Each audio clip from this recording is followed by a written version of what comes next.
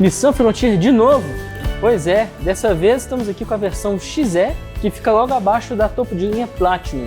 Mas antes de falar aqui dessa picapona estradeira, não esqueça de dar aquela moral para o papo, seguir o canal, também cutucar o sininho para não perder nenhum vídeo e seguir nossas redes sociais que estão aqui na tela. Então, vamos à avaliação aqui.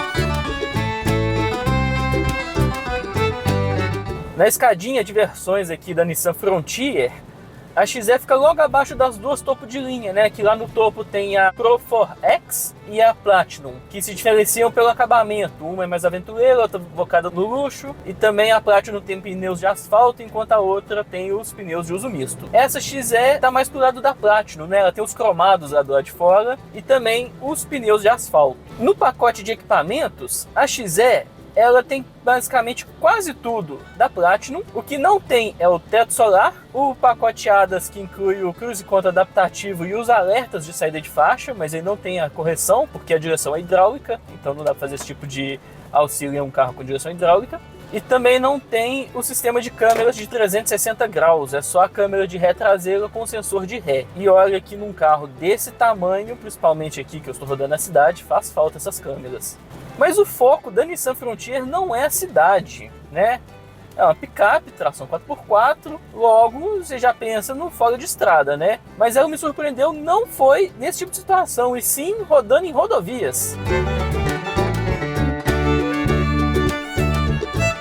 Por conta dos pneus de asfalto que eu já citei e também da suspensão traseira que usa molas helicoidais, a Frontier ela tem um comportamento dinâmico bem superior às concorrentes que usam feixe de molas. Isso resulta num conforto melhor e também numa estabilidade melhor, que estabilidade é sinônimo de segurança, né? A traseira quica menos por causa do tipo de mola e também o eixo traseiro ele é do tipo 5-link, ou seja, tem duas barras longitudinais para cada roda e também tem uma barra Panhard que evita movimentos longitudinais da carroceria sobre o eixo. Então a condução é mais segura, você até surpreende com a estabilidade. Você encara algumas curvas com ela que você não pensaria em uma picape tradicional.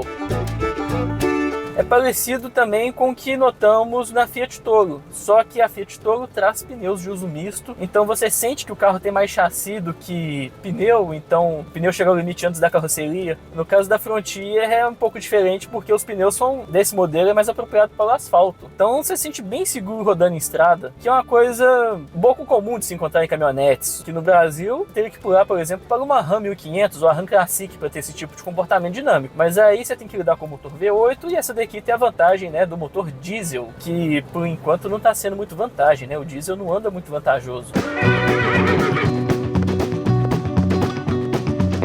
Esse motor da Nissan Frontier é um 2.3 biturbo de 190 cavalos. É o mesmo usado em todas as outras Frontier com câmbio automático. A versão de entrada com câmbio manual, mais voltada para frotas, né? Tem rodas de aço. Tem o motor biturbo programado para 160 cavalos, né? Essa daqui é um pouco mais forte.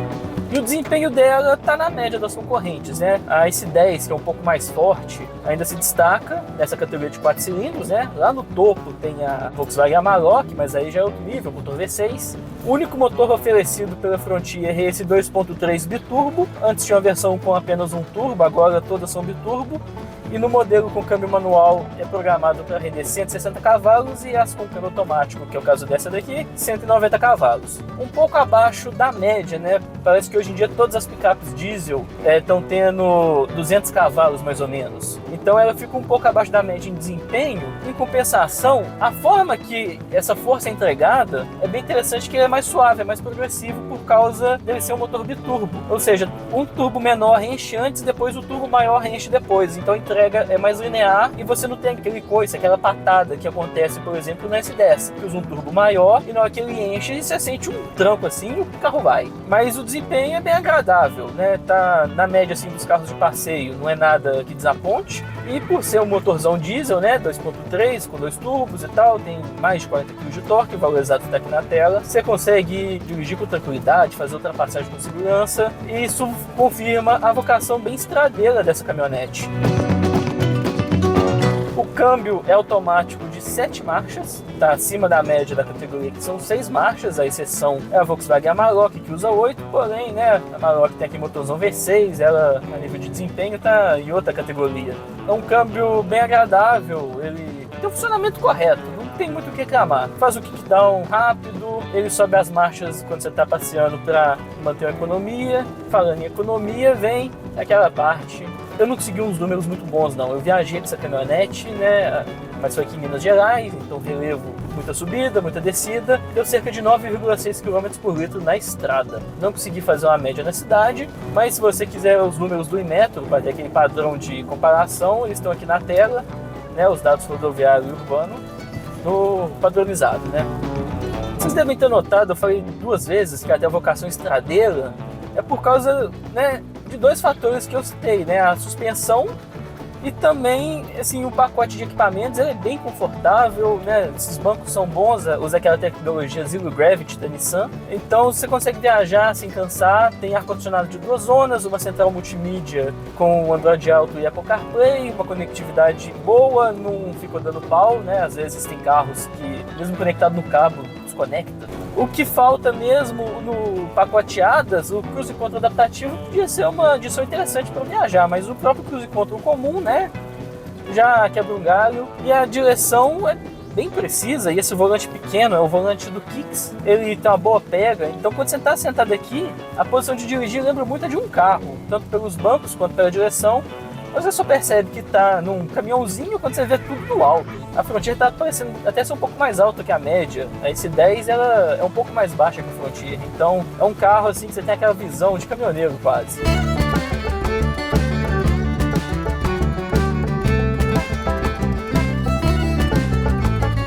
Rodando assim na estrada, né, a segurança é garantida pelo controle de tração e estabilidade e principalmente por uma coisa que só a Frontier oferece nessa categoria de picapes 4 cilindros, né? Vamos escolher a Amarok e as maiores. Ela tem freio a disco nas 4 rodas. Tem uns discão ali na traseira, tem aqui na frente. Então é freio com muita competência e demora mais a ter o fading, né? Realmente é estranho, essas picapes médias são tão grandes e pesadas, né? Foi feito para carregar a carga ali atrás, não ter o freio a disco atrás. Dizem que é por causa de manutenção e simplicidade, mas segurança a mais não faz mal a ninguém, né? E se você for rodar vazio, que é o caso de muitas caminhonetes que nós vemos, o desgaste vai ser bem menor, né? Então, ponto positivo aqui para a Nissan por ter colocado os freios a disco nessa caminhonete. E terminamos por aqui essa breve avaliação da Nissan Frontier XZ. O que você achou? Você está procurando a caminhonete? A Frontier entrou aqui na sua lista de busca? Você ficou interessado por essa suspensão mais sofisticada ou pelo motor biturbo? Deixa aqui seu comentário, o que você acha.